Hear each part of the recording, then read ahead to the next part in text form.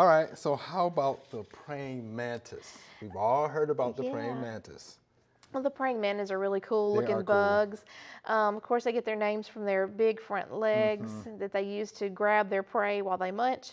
And they can be really good at camouflaging themselves against twigs and sticks and all that kind of stuff.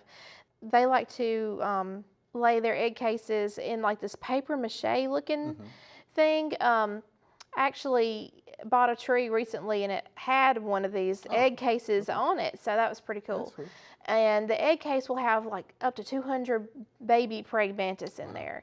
And you won't even know that they've hatched. You can't tell the difference when you can't look at the egg case and tell if they've hatched or not. You just have to happen to see a baby praying mantis somewhere, and that's how you know that you've had a hatch. So you can buy them on the internet and put them in a greenhouse or in a garden setting, but you won't know if they've hatched or not unless you just so happen to see the babies.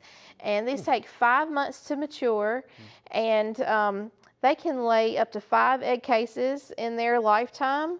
And they like to eat pretty much anything that will catch their attention. They're pretty slow moving, and yeah, so they'll grab anything, like another beneficial insect even. They'll grab like bees and other praying mantis. So they're not real particular on what they eat. Wow. That's pretty tough. I've never seen a baby one though. I haven't either, except like on the internet. You can like look up video of these things hatching out of their egg case. It's really pretty cool. Thanks for watching. If you liked it, subscribe.